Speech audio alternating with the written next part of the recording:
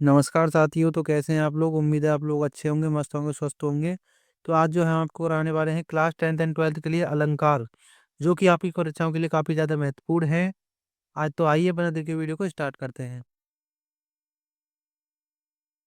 तो हम आपको ये कराने से पहले एक बात बताना चाहते हैं कि अलंकार जो है दो प्रकार के होते हैं, शब्दालंकार और अर्थ अलंकार। लेकिन इसमें एक और होता है अलंकार जिसे जानते हैं हम उभय अलंकार के नाम से, उभय अलंकार के नाम से। लेकिन वो जो है ज़्यादा नहीं पूछा जाता है। जो सबसे ज़्यादा पूछे जाते हैं शब्दालंकार और अर्थालंकार के जो है पूछे जाते हैं अलग अलग प्रकार, जिनमें एक है अनुप्रास अलंकार। तब जो है हम स्टार्ट करते हैं तो सबसे पहले आता है हमारा अनुप्रास अलंकार। तो अनुप्रास अलंकार की परिभाषा क्या होती है कि काव्य में जहाँ एक ही व्यंजन की आवृत्ति बार बार हो, स्वर में भले ही भिन्नता हो, वहाँ अनुप्रास अलंकार होता है। यानी कि अनुप्रास अलंकार कहाँ पर होता है?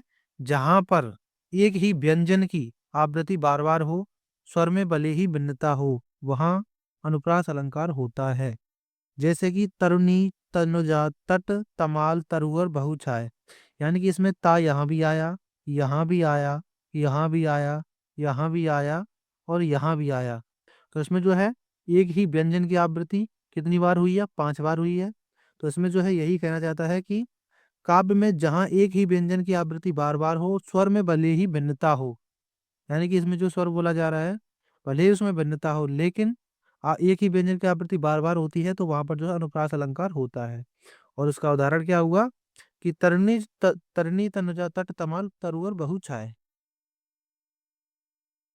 अब हमारा नेक्स्ट आता है यमक अलंकार। तो यमक अलंकार की परिभाषा होती है काव्य में जहां शब्दों की आवृत्ति बार बार हो किंतु अर्थों में भिन्नता हो, वहां यमक अलंकार होता है।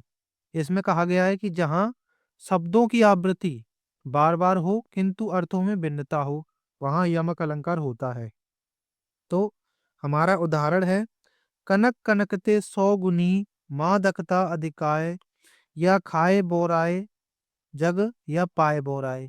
तो इसमें जो है कनक कनक जो है 2 बार दिया गया है, जिसमें एक कनक का अर्थ है सोना, सोना, और एक का अर्थ है धतूरा, धतूरा।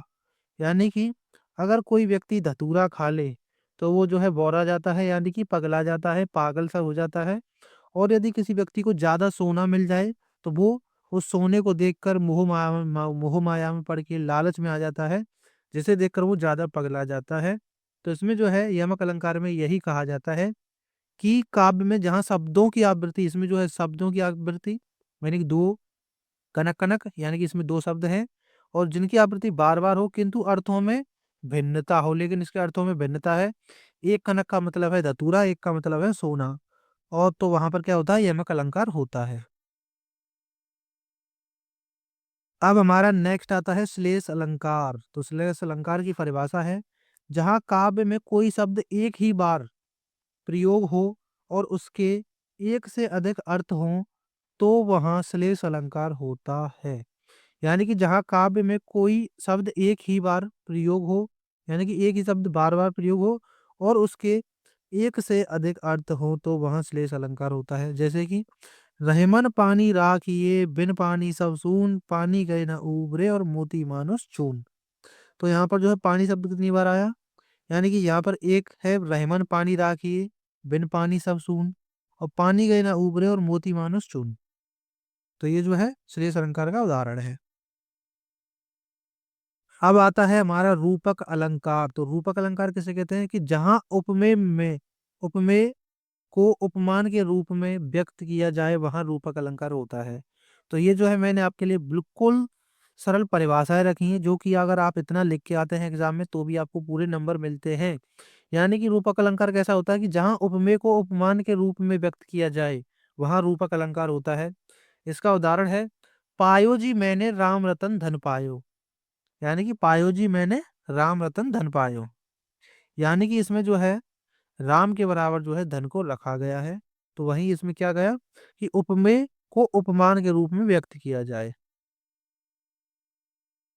अब हमारा नेक्स्ट आता है उपमा अलंकार। तो उपमा अलंकार की परिभाषा होती है जब किसी वस्तु की समानता या तुलना किसी प्रसिद्ध वस्तु की वस्तु से की जाती है तो उसे उपमा अलंकार कहते हैं। जैसे कि हरिपद कोमल कमल से, यानी कि हरि के पद, पद यानी कि पैर, कोमल कमल से, यानी कि कोमल यानी कमल के जैसे कोमल हैं। तो इसमें जो है किसी वस्तु की जो है समानता या तुलना जो है किसी प्रसिद्ध वस्तु से की जाती है। तो कमल जो है एक प्रसिद्ध वस्तु है, तो उससे जो है इनकी जो है तुलना की गई है। अब आता है हमारा उत्प्रेक्षा अलंकार। तो उत्प्रेक्षा अलंकार में क्या है कि जिस काव्य में यानी कि जिस वाक्य में उपमेय में उपमान होने की कल्पना या संभावना की जाती है, वहां उत्प्रेक्षा अलंकार होता है। और इसकी पहचान क्या होती है कि जहाँ जनु, मनु, इव, मानो, मनो, मनहु जैसे शब्दों का प्रयोग होता है, वहां पर उत्प्रेक्षा अलंकार होता है। जैसे कि उसका उदाहरण है, मानो हवा के वेग से सोता हुआ सागर जागा।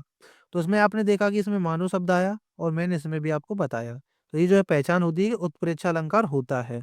अगर इनमें से कोई भी एक शब्द आपको दिख जाए तो वहां पर आपको डायरेक्ट करना है कि ये जो है उत्प्रेक्षा अलंकार है।